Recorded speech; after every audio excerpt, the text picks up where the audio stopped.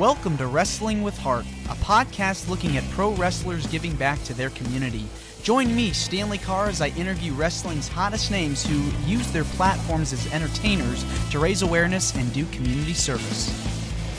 Hello and welcome to another edition of Wrestling with Heart. This is the show where we talk with professional wrestlers and professional wrestling personalities about their lives in and outside of the ring, as well as doing acts of charity work, community service, volunteering, and spreading positivity. We're always about the positive vibes here on the show. And with me right now, I've got a very special guest. He has worked for WWE, Ring of Honor, and many other promotions. Pleased to welcome the one, the only Tank Toland. Welcome to Wrestling with Heart. The introduction. I appreciate it. Thank you. Thanks for having me on. Absolutely. So talk to me about your childhood. Where did you grow up? I grew up on the beaches of New Jersey, southern New Jersey, in a little town called Margate. Really, really nice place to grow up. Yeah, this is a great time. Yeah, got to spend my summers on the beach and just to soak up the sun and the sand. It was a great time. Yeah, I'd imagine, you get that vitamin D in you, feeling good, enjoying life. Absolutely. Absolutely. It's fantastic. Fantastic place to grow up. Couldn't have asked for a luckier situation as a kid growing up there. Now, was wrestling always something you enjoyed watching growing up? Is that something you decided you wanted to pursue right then and there? Did you just decide later on in life that's what you wanted to do?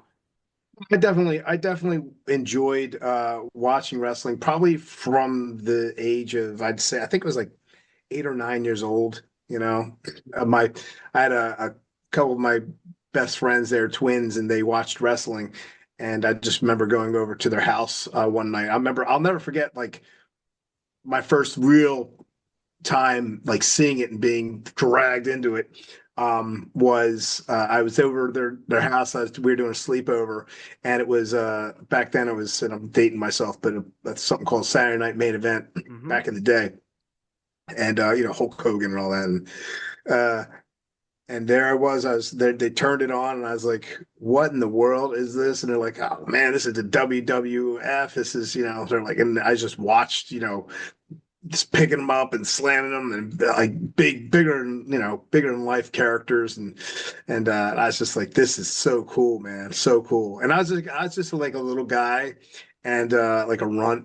So very athletic and everything, but just just a little guy, and I just saw that, and I was bullied as a little kid. So when I saw that, I was like, I want to be that when I grow up, So that kind of like spoke to me. Yeah, it's like an escape, when you're going through something hard times and you really, find something that you enjoy to get you out of that mood. I mean, bullying is definitely no joke. I'd imagine, going to school, it was hard for you. Yeah, I mean, I don't. It's not like I don't do like a pity party or anything, but like, yeah, I mean, and that's why, anytime I see a kid getting bullied, as an adult especially, it kind of strikes a nerve with me.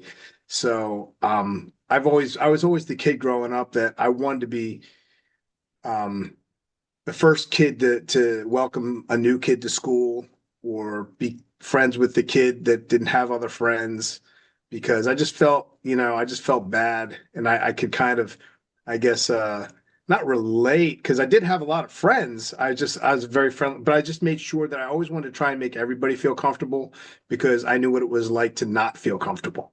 Yeah. And so you're able to, move past all the negativity. Wrestling was your escape. It was something you enjoyed watching. Who were some of your favorites growing up to watch as a kid? I mean, when you're a little kid and Hulk Hogan's the man, Hulk Hogan was, of course, one of the main guys, because, it was all about, eat your prayers. I mean, eat your prayers, say your prayers, take your vitamins, all that stuff, I just thought that was really cool. And he really got everybody into it. But I mean, the more I watched it, I really also loved the Macho Man.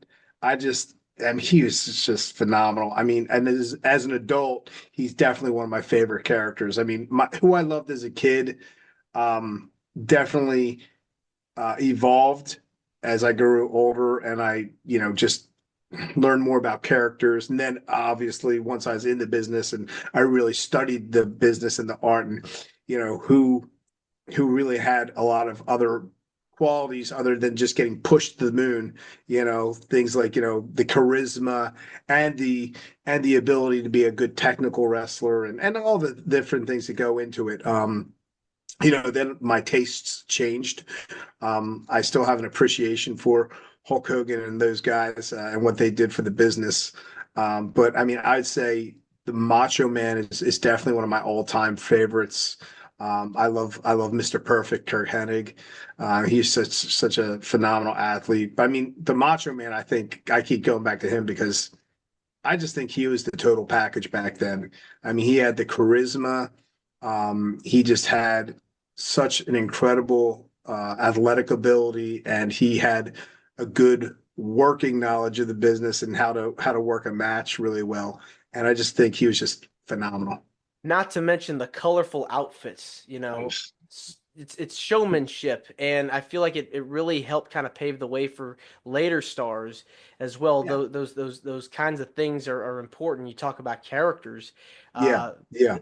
and the gimmicks I think are just so essential to what we know as professional wrestling. It really. Absolutely. Absolutely. And like, I mean, I also like guys like, Ricky Dragon Steamboat and Jimmy Superfly Snuka and I'd say one of my favorites who he wasn't a body guy, but he was just such a great character and is so smart in the business. Roddy Piper was just so phenomenal. I mean, you don't get much better of a heel than Rowdy Piper, and No. he was such a good guy on the microphone. And I mean, he's just so much fun to watch, man. So much fun. Yeah, I mean, you talk about one of the all-time classic villains, the all-time great heels of pro wrestling.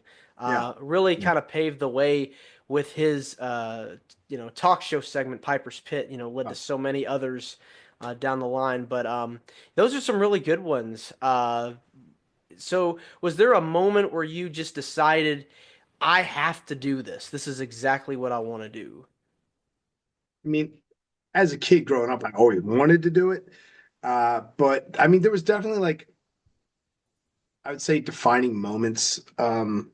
Like when I went and saw my first WrestleMania in, I think I was in like fifth or sixth grade, and it was at the convention hall in Atlantic City, WrestleMania 5, Mega Powers Collide, and it was Macho Man versus the Hulk.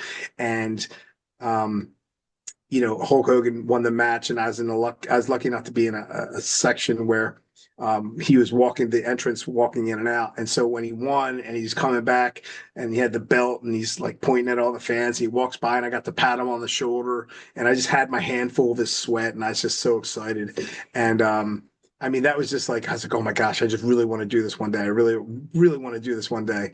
And so I think that was one of the things that stand out to me. And it was cool because I actually got to tell him that story when I was in the business with him at the same time.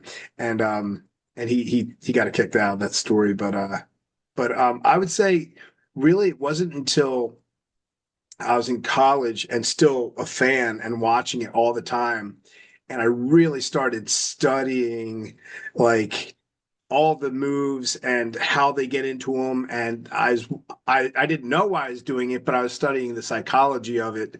Because I didn't even think about it really from that perspective. But then like I was like, okay, this is what they're gonna do. I'd always call the match before things would happen. I'd be like, okay, this is what they did here. It's going to come back to this, and they're going to do this now, and it's going to be this is going to do this and that, and swerve this, and so I kind of had an understanding of the psychology, which obviously helped me when I actually got into the business. And obviously, it was a very rudimentary understanding because there's so much more to it. But I did have a good understanding of the ins and outs of the psychology. So I'd say in college is when I really started getting into it, and I had a friend that was really into it as well, and we'd study the moves and then go out to the courtyard.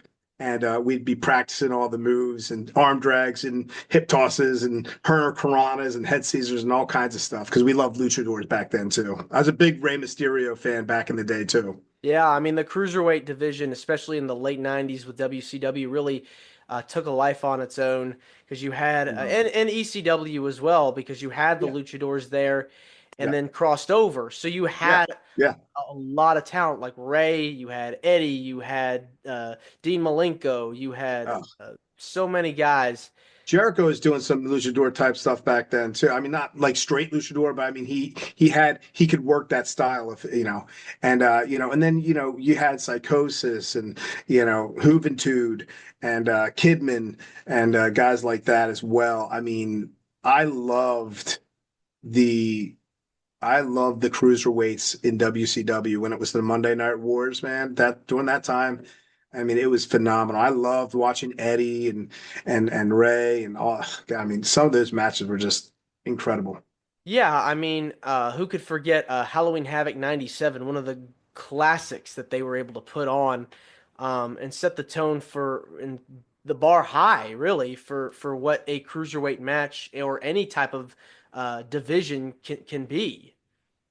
Absolutely. I mean, it was something about the cruiserweights that really spoke to me. And I think it's also because I was a shorter guy, but by that point I was already, I was in college and I was already actually went from being a smaller guy to, still short, but a much bigger guy because I started working out around the age of 11 years old because I knew I wasn't going to be tall, so I wanted to be wide. So yeah, Yeah, yeah. I mean, lifting weights definitely helps with self-esteem as well. Trying to get, fit and try to develop your body in the best way possible. But you started training under Larry Sharp and made your debut in 2000. I'd imagine the training process is very rigorous because you have to go through so much. It's intense. Yeah, absolutely. Yeah, I was just graduated college, and like I said, that was kind of like a defining moment where I said, "Yeah, I want to do this." And I at first I thought, okay, look, I just at least have to, see what it's about, get and try it. I had my degree in education, and so I was teaching, but I said, okay, well, maybe I can go to school for wrestling and, at the very least, be a weekend warrior and do some matches and just to get a feel for it and to see this thing that I've had a passion for my whole life. I wanted to give it a shot, and because I didn't ever want to look back on life, and I'm a big believer in if something really speaks to you, you go for it, because I've seen other people look back in life and have regrets, and I think when it's big enough and important enough to you, you don't give up on something and you say, hey, I got to at least give this a shot. So that's what I did, and so I found the Monster Factory, which was only about 20 minutes from where I was living and teaching, and I said I gotta give this a shot. So called up. Larry gave me a tryout, and next thing I know, I'm training at the Monster Factory. Yeah. Was there any advice that you got from Larry and any of your trainers later that you still apply to today? I mean, over. I mean, in ring. I mean, a ton of stuff. But I mean, like, there's a million things you learn in ring, from, technical stuff to, how to carry yourself in the business, and to in-ring psychology and, character development and just a million things. But I would say there's certain things that, translated from the business and how you carry yourself to life in general. And I think a couple of the things that I learned were punctuality, because in the business, you do not want to be late for anything. There's a saying in the business, uh, if you're early, you're on time. If you're on time, you're late. And if you're late, you're you got it in for you. You're gonna be in big trouble. So you always want to make sure you're punctual. And another thing is, you're always wanting to shake everybody's hand. You're wanting to be respectful. You want to appreciate the people that were there before you and have respect for the business and what they did for the business. So you always want to make sure that you're having that respect for the guys that helped pave the road that you're on currently. So I think those are some of the things that, just be respectful. I mean, these are things I already knew in life anyway. I was always a good kid and respectful in general. But I think that's something that a lot of people can take from the business and extend out into their real lives. And then another one that I remember hearing a couple of times, the one I remember hearing from most recently, back when I was in the business, was Tommy Dreamer. And I remember him saying, because at the time he was working with the developmental contracts and stuff. And he was an OVW, with us, and he's having a talk, and he said, "Hey guys, just remember, like, a couple things, save your money, save save what you can, because you just never you never know when it's gonna go. You never know when it's your last day, your last second.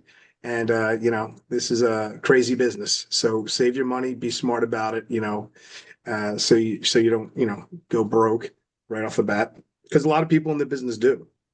And then the other thing he said was, remember how you are to people on your way up, because eventually there's going to be a time when you're going to have to see those same exact people on the way down. So, because no one can stay up top forever, or at least most people. And you just want to remember that you always want to be respectful. It falls back to that whole respect thing. Because you also, if you're stepping on people to get up in the business, or just stepping on people in general to further yourself, those are going to be the people that, are going to, you might hurt along the way or do something negative. And you might need a favor from them one day. So I think I think in the business, it's important to help each other up, rather than, can I step on this guy to get ahead? Which, unfortunately, in the business, there's a lot of that. I don't know if at that level, if there is as much, but I know when I was up in, WWE and OVW, there was a lot of that going on. Not so much in OVW. OVW, we were a great family, but in WWE, it was a crazy time. Yeah. Well, speaking of OVW, you made your debut in 2003. Talk to me about your time there. Elaborate a little bit, and how you got paired up with Chad. Yeah. I was lucky enough. I had, done a couple years, at the Monster Factory and other promotions. And then I got the opportunity to get a week-long tryout camp with the WWE at through OVW. And it was a chance to, for them to look at you and see if you could, basically have what it takes to be considered for a developmental contract, and eventually, hopefully, get up to the main roster and TV and all that. And so I was lucky enough to be one of the there was 50 people that were invited from thousands and thousands of applicants around the world. And it was the first ever camp, and they took 50 people, and there were a lot of other really talented people there. And it was a week long of drilling and matches and promos, and just, very rigorous. And I was lucky enough to be one that I think they brought back 10 to 12 people to, work on, getting the full developmental contract and getting on TV. So I was really lucky. So Yeah. yeah. Yeah.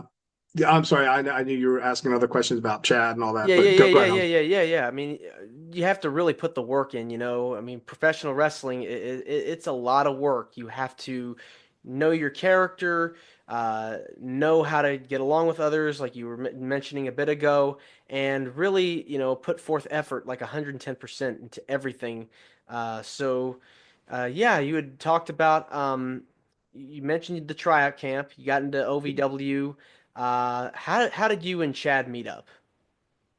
Yeah, I mean, and just to go back on that, yeah, I mean, you have to have, I mean, you have to have just more than just passion. You have to, eat, live, breathe, bleed it, to want it bad enough to make it up there for most people. I mean, of course, some people get lucky because they came from a sports background, or they're on a reality television show or something. But yeah, I mean, it's pretty intense. And I mean, shoot, I mean, I remember being at the Monster Factory. Got a good foundation there. But I mean, the coach I don't know if he's trying to rib us or what, but sometimes he just want to have spine buster practice.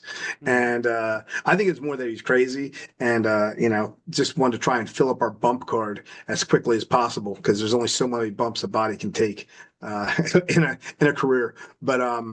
But yeah, I mean, it's definitely rigorous. But when I got to OVW, it was a whole other world and a whole other type of training. And I had been in a tag team with Chris Cage. We were in a very successful tag team for OVW called Adrenaline. And we were, multiple time Southern Tag Team champions, and we had the top baby faces in the company at the time, and or in that promotion rather. And then I did a heel turn, and because they had signed this kid named Chad, and we had a similar height and build, and so they said, "Oh, let's put these two together. We could bring him in as his cousin, and that could be Tank's heel turn and blah blah blah." Because WWE thought about putting us together. So that's kind of how it happened. I did my heel turn. They put me with Chad. And then next thing I know, we're the Tolands and the blonde bombers and the Tolands. They made me. He had bleach blonde hair, so they went and made me go bleach blonde. And I had never had blonde hair in my life. So next thing I know, I'm like a platinum blonde, and I was like, oh my gosh, this is crazy. Did not like it at all. But yeah. So I mean, it was definitely a change going from a tag team partner that I really felt like I gelled with and had a lot of same thoughts and ideas and good chemistry. And then Chad, even though we looked alike and had similar builds, we were totally on opposite ends of the spectrum as far as the way we viewed wrestling and the way we, our thought process into matches and things like that. And so over time, did you guys start getting along? Man, I tried a million times to kind of get him on the same page. But it was just tough, man. I mean, he just had a lot of other things going on. I think he's just kind of I think his maturity level, he's a younger guy. And I was a little older in the business, or veteran or whatever, a little bit of both, I guess. And he just I think just like the maturity, emotional and the emotional intelligence and things just weren't there enough. I think he was someone that just let things get to him too much. Right. And I think he thought he knew more than he did in the business, which kind of hurt him because it kind of got him heat with a lot of guys. And I tried to be a mentor to him actually to try and help him, but it was kind of rough because I felt like he thought he knew what he was doing the whole time.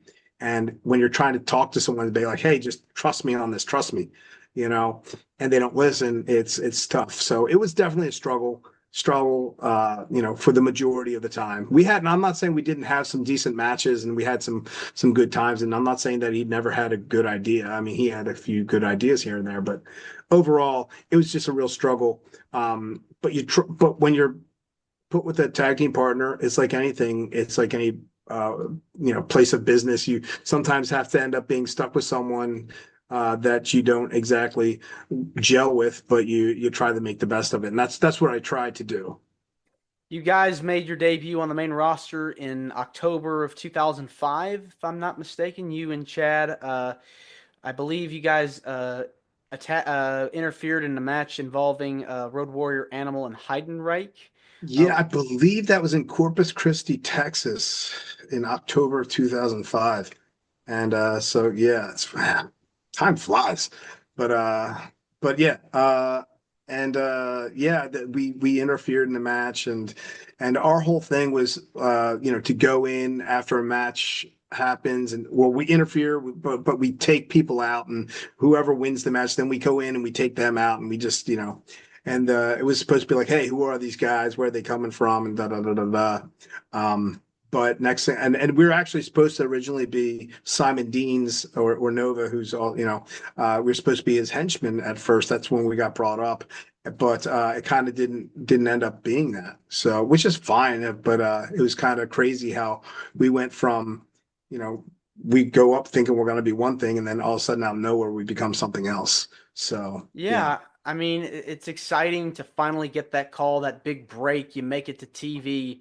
Um, were you nervous at all? Did you feel ready? Was I mean, once you're an OVW, it's like, it was the Harvard of wrestling, man. I mean, if you're going to go to a university before taking the leap up to the WWE, that was the place to be because you had the best trainer. I mean, I had Rip Rogers, Lance Storm, Al Snow. I had Jim Cornette and Paul Heyman and all the countless people that from the WWE roster, like The Undertaker and a million other people that would come and they'd be watching you and doing matches, dark matches and stuff. And sometimes it'd be coming back off an injury to knock off some of the ring rust or work on a new character or something. And so they'd be there watching, and it was really cool because you got to learn from them too.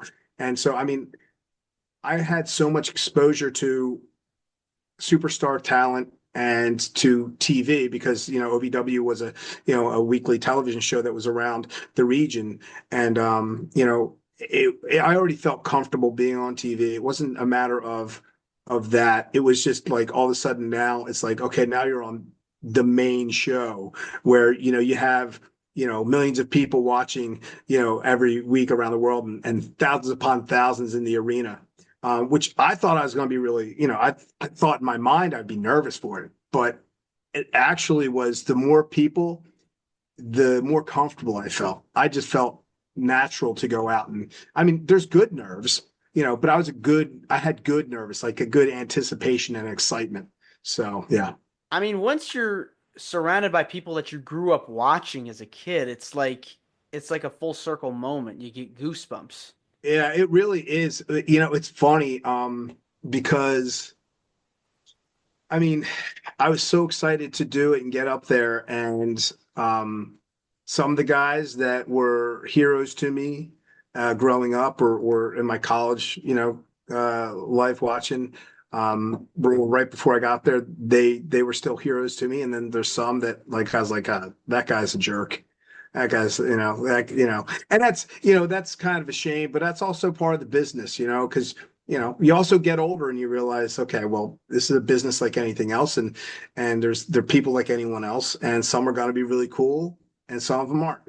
So, unfortunately, there was a lot of during that time that I was there, there was a lot of just like a lot of you know, I want to say like bull crap going on, like just negative vibes, just a bad, like cancerous type of locker room, unfortunately. And it was a lot of because it was like, either the old veterans that want to, get one over on the new guys, and that's fine because I don't mind being, getting initiated into the club or hazed or anything like that because that's fine. I get it. But at the same time, I think there's a difference between that and just, being a downright bully jerk type of person too. And there was plenty of them there. But like I never openly showed that ever bothered me because I didn't believe in what, putting it over and selling it. I never sold it.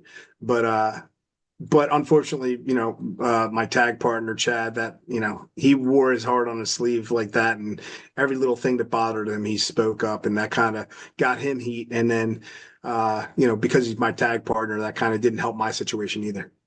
When you're on the road, 365 days a year, it really forces you to grow up because you're on your own. So having that ability to be on your own, away from your family, it is hard, so you have to really make that adjustment. And as we're talking about this pro wrestling, I mean, you have to have that desire to be successful. And but you also got to share the ring with so many people over your time in WWE. Who Yeah. were some of your favorite opponents that you got to work with during your time in the company? It's funny because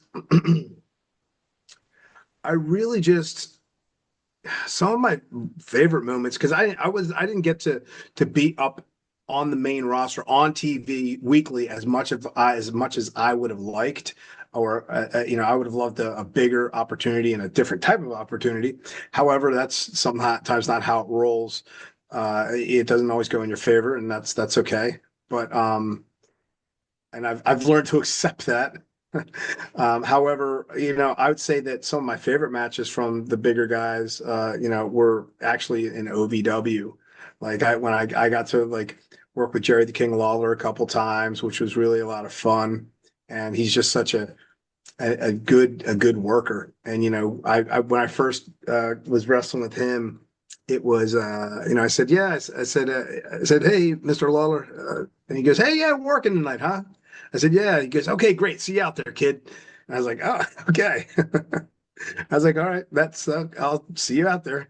Yep, not a word other than that. So, and we went out there, and it was, I was not nervous at all because I just knew that he could work a broomstick and make it look good, So, and I felt confident in my abilities at that time. But I remember we went out, and it was a big outdoor show at Six Flags Kentucky Kingdom, and we're in the ring, and we're circling, and crowds into it because it's Jared the King Lawler, and he says to me as we're circling, he's like, hey, you know how to take a Stone Cold Stunner? And I was like, yeah. He's like, okay. We're circling. First move he gives to me is a Stone Cold Stunner. Boots me, top drop. I sell it big. The crowd goes crazy. He didn't pin me because he wasn't gonna, you know, do that to Stone Cold's move, but which I would have had to kick out at one. So no, I'm just kidding. But no, it was cool, and it was a lot of fun to work. So I liked working him. I did enjoy. We did a tag team match against the Dudley Boys, and that was a lot of fun. I liked that. I liked working and I just liked working with like Nova, like Simon Dean, like because we used to go against each other. He was in a faction called the Jersey Shore Crew in OVW, and that was a lot of fun. It was with him and Aaron Stevens, who became Damian Sandow in the business. And now I think he's back there in Stevens. But yeah, I mean, like those were guys I worked. I mean, but I worked like Randy Orton was like my second match in OVW, and some of those guys, and it was just it was a lot of fun. But some of my most fun matches weren't even against the top guys. So yeah. Well, when you're in the ring with people that you've, either shared the locker room with or you grew up watching on TV, those are the fun moments. Yeah, yeah, absolutely, absolutely. And the good thing about OVW, like I would say, like if my whole wrestling experience was like WWE, like the WWE locker room and my experience with all that, it would have really tainted my my feeling and love for wrestling. But I will say that like when I was in OVW, I mean that you couldn't have asked for like a better locker room. Everyone really just wanted to help each other, have great matches, and get to that next level. So it was really awesome. So between that and then Ring of Honor, when I was in Ring of Honor, that was another locker room that was fantastic at the time, and full of talent that I just knew had to get to the WWE sometime if the WWE had any clue as to what talent was, and sometimes they don't. So, but yeah, but a lot of guys that were there, like Brian Danielson and Evan Bourne and Cesaro, and I mean, Colt Cabana, which they misused and messed that up. Chris Hero, which was tragedy that they didn't use him better. I mean, it's just a lot of really talented Kevin Steen and Generico, a lot of guys that were fantastic wrestlers, and some guys that are there now. I think like Roderick Strong and gosh, God, I mean, there's just so many people that were there. That was when I was there. They were just phenomenal. But it was a really good locker room. Ring of Honor and OVW were fantastic locker rooms, and they both had phenomenal fans. And I think it's Different fans, but phenomenal. And I think it's cool when you're surrounded by people that not only you share the locker room with, but you travel with them, and there's like a camaraderie because you're up and down the road with these people and you're sharing stories, you eat together, and it really is a wonderful feeling. Yeah, it really becomes a fraternity. It's a brotherhood, and like OVW was like a second family for me. Like I just, really, I still stay in touch with, some of the guys now. We do fantasy football, and we still stay in touch, and bust each other's chops, and it's great because uh, the time that I had there, I got to build some good relationships. I got to find my fiance there, and she was my number one fan. I was her I was her OVW husband at the time. She didn't know she'd eventually be my real wife. I'm just saying that because she's right over there right now. She's just Oh, watching. She's watching oh, over there. She's that's looking at me so nice. lovingly, so lovingly. Oh. No, but anyway, Now, you keep up with the business today. Are there any? I still wrestle. I don't always tune into all the shows as much and catch as much as I'd like. But if I'm flipping through and or if I really there's something I really want to see, I'll watch it. So I still have to make sure to watch Mania. So but yeah. Who are some of your favorite wrestlers currently? Currently, none of them. They just don't have what it takes anymore, honestly. Uh it's not the same business. No, I'm just messing with you. I'm just kidding. No, I mean, I like Cody Rhodes. I mean, Cody's a good guy. He was there when I first I watched him take his first regular bumps in the ring. I mean, I know he came from a wrestling family, but I mean, I remember the first time he came into OVW right before he started with us, and he's like, yeah, I don't know. He's like, I don't know. He's no, I'm going to give it a try. He goes, I know my dad and my brother, in the business, and I know they'd like me to do it, but I don't know. We'll see how I like it. I think he did all right. I think he's doing okay for himself. So, but yeah, but I'll never forget him saying that. It's funny because I mean, he really, I mean, he's phenomenal. He's great. He's so good. He's such a good character. He really knows the business. He really came into his own. It's one thing to be part of wrestling lineage and to just say, okay, well, that's, so and so's son. And so, you know, he gets a free pass. He came in and he eventually he didn't like all of his characters and he didn't like all the, storylines and everything, but like what he did for himself to really propel himself and really, stick through it and make a name for himself like he did, it's phenomenal. And he's done a lot for the business. He's done a lot for the business. He really helped grow AEW, which is great because you want that kind of competition because then the more competition you have, the more it's good for the entire business. So yeah. Exactly. I So definitely he's yeah. Go ahead. I I'm sorry. I definitely think we're in a boom period now where you have all these alternatives and it's accessible. You could watch wrestling on television, you could watch it on the computer, on the internet, Yeah. on your Yeah. phone. Yeah. And it's funny because man, I loved I loved the error that I was there. Uh, you know, I wish I was there during the Attitude Era because that was phenomenal. I mean, that was really cool. But I mean, like I was like, the Ruthless Aggression Era, the early 2000s was really cool too. A lot of cool storylines, a lot of cool things. It was still like a little bit of a down. It was just coming off that high. I would have loved to have been in the Attitude Era, but however, like the Ruthless Aggression Era wasn't so bad. And you were saying how like right now there's so much to it, and wrestling is it's cyclical. I mean it goes up and down. It's got its thing where it gets real hot, and then it cools off, and then it's not cool for a little bit, and then it starts to get cool again. And yeah, so just how like clothing, it's like 80s clothes were cool a few years ago in 80s music, and then it goes to the 90s and then the early 2000s. It's the same thing.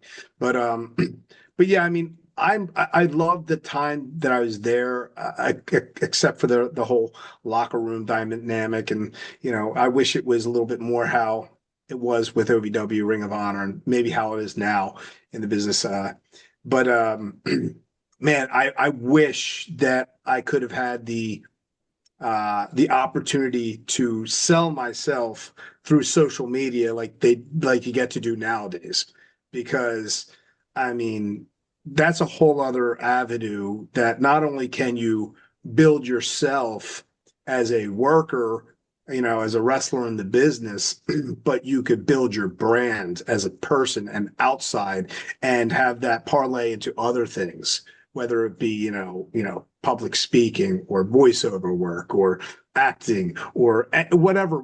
I mean, there's a million different things, but I mean, like I'm jealous of that. I'm not gonna lie, but that's okay. But it's good for the business too, like you said.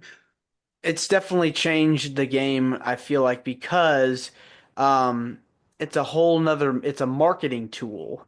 And so many people nowadays, I feel like, have developed that brand, have developed their own voice that they can sell themselves with. And so hopefully the wrestling boom period that we're in will last a long time because you're getting so many new fans now.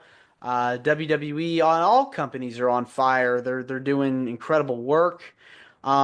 So hopefully we see more success in the years to come. Yeah, no, I hope so. And it's funny because like, when you were in the business before, especially like when I started out, it was, you started on the indies real small and you tried to get a name for yourself and hopefully work yourself up so people wanted to pay money and you could put butts in seats. You know what I mean? But now it's like you got people that are being signed. Some of them they're being signed because they already have so many followers. So like, hey, well, hey, this guy's already bringing or this girl's already bringing in, 1 million followers. So that's 1 million new wrestling fans, or that's whatever it is. So yeah, I mean a lot. I mean, it's a smart business move. But it's you want to make sure that you're always keeping focus on the business and not just who you're bringing into the business, but like the business itself and making sure the important thing is that the talent's there, not just that you're just bringing in fans for viewership or anything like that. You want to make sure you're still telling really good stories and putting on really good matches because the quality's still got to be there. Yeah. So yeah, it's important. Absolutely. Now, switching gears, and I think you had mentioned it earlier at the beginning of the podcast, you've done some teaching and are a teacher. How did you get involved with that? Well, yeah, I mean, I went to college at Westchester University and had got my degree in health and physical education, and it was and like I said, I first started before I got into full-time wrestling. I taught for about 3 years before I got my opportunity, and it was great. I taught at that point I had taught like elementary, middle, and then got to wrestle. But then after I got done wrestling full time and training people full time, I came back and went back to the teaching world, and I took a health and physical education position. And one of the things I was really lucky was that I was given special needs classes, which was awesome uh, because I mean it was as really a chance for me to do something different with adaptive physical education and also work with kids that I've always had a soft spot in my heart for because there was varying levels of disabilities, anything from just light on the autism spectrum, Asperger's, what they sometimes call it, but to severely, or more severely, handicapped and disabilities that were real, tough and profound. So it was great being able to work with them, and I really liked that. I really enjoyed their energy and just there's just something there's just something about working with them that makes you feel that much better because you see I'm not saying you see things from their perspective or their eyes, but you just, I don't know, it kind of puts things into perspective for you, because sometimes you get all upset and angry about things that are going around you. And then sometimes I just say to myself, I just want to look at it from their perspective sometimes, because even though they have bad days too. And but like sometimes like when they're smiling, they're really smiling. And when they're really enjoying things, you see that they're enjoying it with their whole heart. And I love that. I just love that. When you told me earlier, about your stories getting bullied in school, it's almost like when you see somebody else going through a hard time, it's kind of like a full circle moment because you remember when you were that young and now you're helping somebody else. I mean, it just goes a long way. Yeah, no, absolutely. And I just feel like teaching called to me. It's funny because when I was growing up, I was a lifeguard on the beach patrol from the age of like 15, and I just loved it. The beach was awesome. I was a lifeguard. It was great. You're in the sun. You're getting paid for it to be on the beach, and you're saving lives. I loved it. I mean, I loved going on rescues and saving people, and just knowing that I was, you know, uh, being a regular Baywatch type of guy back then. But no, I mean, it was pretty awesome. But I thought at the time when I was a kid, though, I was like, how could I work this gig so I could do this every summer? And teaching was the way to do it. I mean, I had teachers in the family. My mom's a teacher, and she had her summers off. So I was like, well, if I teach, I could still lifeguard. But it ended up that I ended up you know once I got into it more and learning more about teaching and how it affects kids and how you can really be a positive role model, and you could really have uh, a profound effect on a kid's life. That was really cool to me, and I really, of course, I always really looked out for the little guys and girls that were out there to make sure that they're taken care of. But and I always tried to put a little bit more extra effort into the ones that were a little bit more shy and timid, um, and let them know also that you might not always feel this way, and something might, change in you as time goes on. You might find your confidence, you might find yourself, and because then I tell them, hey, that was me. I was you when I was that age, and I'm not that way anymore. So just go for it, and you'll be okay. Just It's those little things, giving them that guidance because they need it. We all need help. We all need uh, that little bit of advice that empowers us to be better. And so, you making a difference in their life, it's all the more rewarding. yeah, no, absolutely, and also, sometimes you might be that only person that does say that to them, that does believe in them. You don't know what kind of home life they come from. You don't know what kind of struggles they have. You don't know how they feel about themselves all the time. And it doesn't hurt anyone to be nice. And I think that sometimes that could go a long way. And so yeah, so I just think that I not to sound corny, but you sometimes you want to be that light for someone because that might be the only light that they have. So, but yeah, absolutely.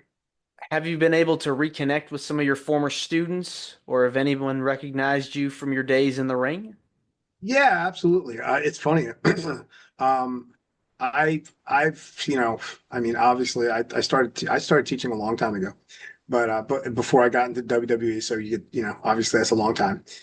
So that's actually funny. Like now, it's like years have gone by, and some kids have reached out to me on social media saying, "Hey, I hope everything's going well. I just want to let you know what I'm doing now." And I think it's so cool that you became a wrestler. It's especially some of the ones that before I made it to the WWE and got and they're like, "Oh my God, I can't believe you actually made it," and that's so cool. And really happy for you. You're always talking about how you wanted to do it. So that's cool. And then, I around town now, I mean, I still, I go wherever I go. It's like, whether it's a grocery store or just out somewhere shopping, or on the beach, it's, kids are always coming up to me. Hey, Mr. Tank, what's up? How's it going? So yeah, it's pretty cool.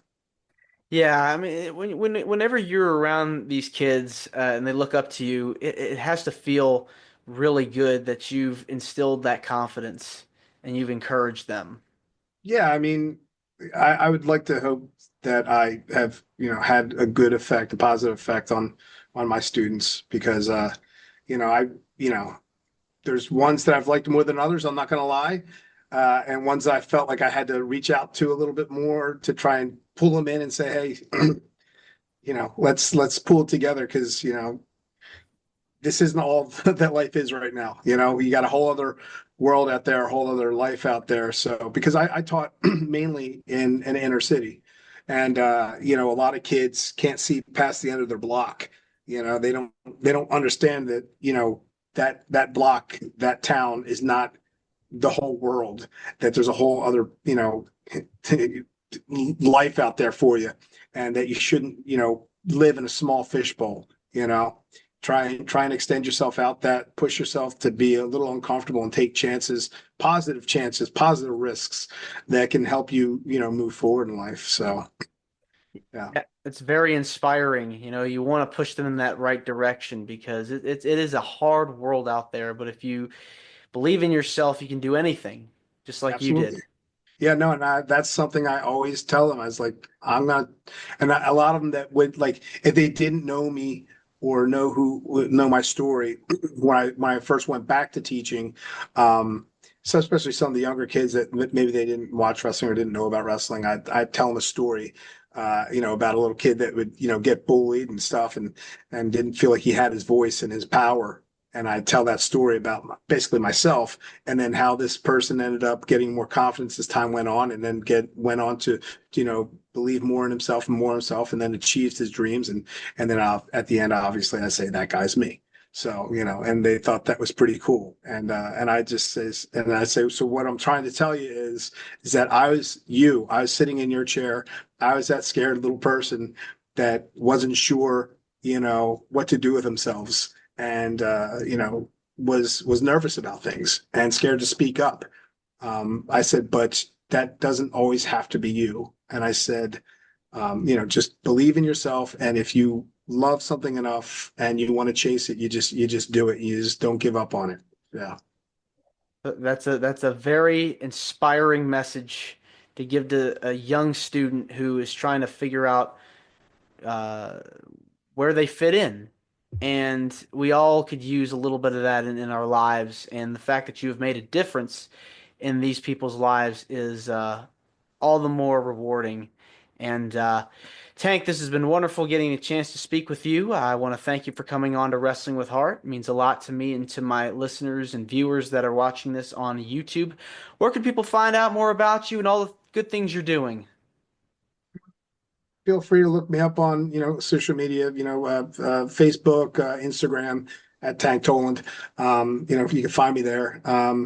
And yeah, just I usually post where I'm wrestling, and I'm not the best social media guy, like but I get on there sometimes, and I usually answer questions from fans. If someone sends me a question, I'm happy to respond and stuff like that. I love the fans. I think they're incredible. And I always, like, just like anything else, I see myself as a fan still. And I just, I always have time for them. So, I appreciate them. Awesome. Well, Tank, thanks again, and you're more than welcome to come back. Absolutely. I know. I appreciate you having me on, Stan. Thank you so much.